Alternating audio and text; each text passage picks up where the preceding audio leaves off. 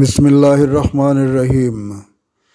عمر بن خطاب سے روایت ہے، انہوں نے فرمایا، ہم ایک روز رسول اللہ صلی اللہ علیہ وآلہ وسلم کی خدمت میں حاضر تھے کہ اچانک ہمارے روبرو ایک شخص ظاہر ہوا جس کے کپڑے بے حد سفید اور بال نہایت سیاہ تھے۔ نہ تو اس پر سفر کے آثار تھے اور نہ ہم میں کوئی اس سے واقف تھا۔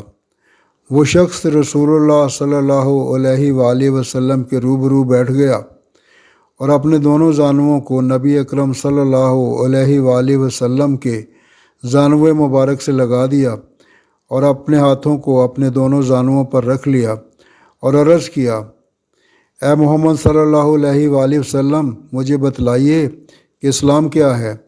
رسول اللہ صلی اللہ علیہ وآلہ وسلم نے فرمایا، اسلام یہ ہے کہ تو گواہی دے کہ اللہ کے سوا کوئی معبود نہیں، اور یہ کہ محمد صلی اللہ علیہ وآلہ وسلم اللہ کے رسول ہیں، اور نماز کو اچھی طرح پابندی سے ادا کرے، اور زکوٰۃ دے، اور رمضان کے روزے رکھے، اور خانہ کعبہ کا حج کرے، بشرطے کہ وہاں تک پہنچنے پر قادر ہو۔ اس شخص نے یہ سن کر کہا، آپ نے سچ فرمایا۔ ہم سب کو اس بات پر حیرت ہوئی کہ آپ سے پوچھتا ہے اور ساتھ ہی تصدیق بھی کر دیتا ہے۔ اس شخص نے کہا، مجھے ارکان ایمان سے آگاہ کیجیے۔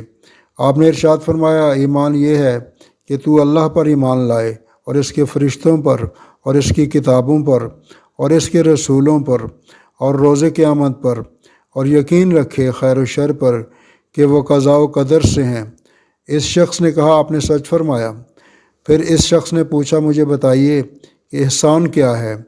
آپ نے ارشاد فرمایا کہ تو اللہ کی دل لگا کر اس طرح عبادت کرے کہ گویا تو اس کو دیکھ رہا ہے۔ اگر تو اس کو اس طرح نہ دیکھ سکے تو خیر اتنا تو خیال رکھ کہ وہ تجھے دیکھ رہا ہے۔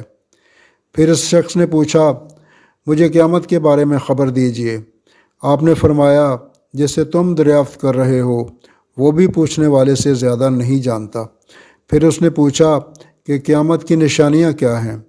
آپ نے فرمایا، جب لونڈی مالک کو جنے، اور یہ کہ ننگے پیر چلنے والے، ننگے بدن، تنگ دست اور بکریاں چرانے والوں کو تو دیکھے کہ وہ بلند عمارتیں بنانے میں ایک دوسرے پر فخر کریں گے۔